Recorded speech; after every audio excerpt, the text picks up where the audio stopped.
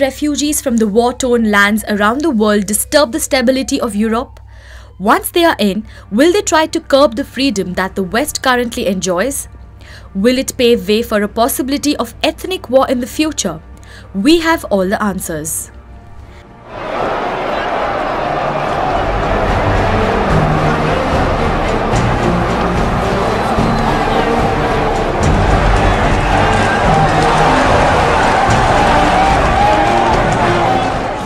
Witnessed the revolution that changed the face of the entire Arab world. The spark that started in Tunisia spread across to the Arab world. But post the Arab Spring, countries like Libya and Syria were ripped off by instability and chaos that brought the world to where it stands today, the Great Refugee Crisis. The refugees that knock the European doors are increasing by thousands every month. Reports say that there has been an increase in the number of refugees and migrants by 182% compared to the last year. The Syrians cover a majority of 34%, while Afghan and Eritrea occupies 12% each. There is also a trend of migrants joining the refugee groups to settle down in Europe.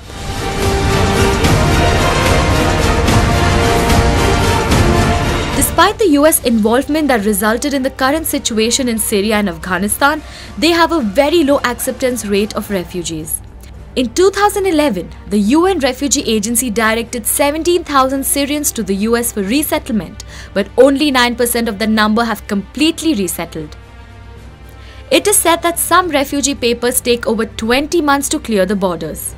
The main reason is 9/11 trauma that still haunts the American government, and they are reluctant to accept Muslims. They also fear that the ISIS will take advantage of the situation and sow the terror seeds again in their soil. This is the main reason US is compelling the European Union to accept refugees.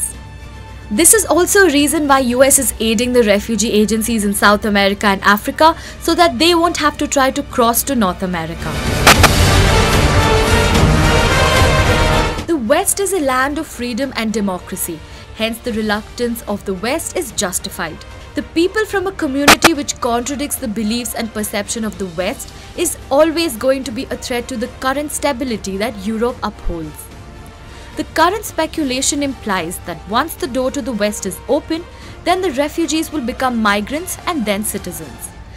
There is a chance of ISIS infiltration to the West through this community, and this will create tension in the region. That is just not it. The people fear that this will change their nation's identity and culture and traditions that their nation has built upon. They also fear that this will disturb the beliefs that they have followed for centuries.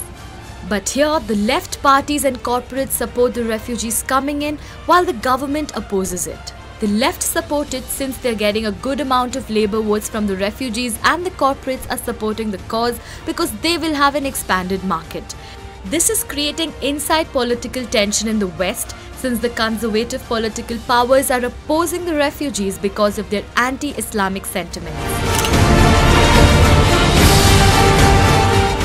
Due to the civil war and the resultant formation of ISIS in Syria, half of the country's population is displaced and more than 250,000 have been killed by both rebels and the government.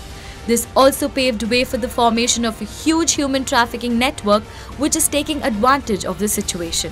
If the refugees get into the West, then there is a possibility of complete takeover of Europe by these migrated communities. This will cause the Europeans to move out to safer places like USA, Russia, India and Canada. Since USA and Russia have complicated immigrant policies, the Europeans will end up with just two choices, India and Canada.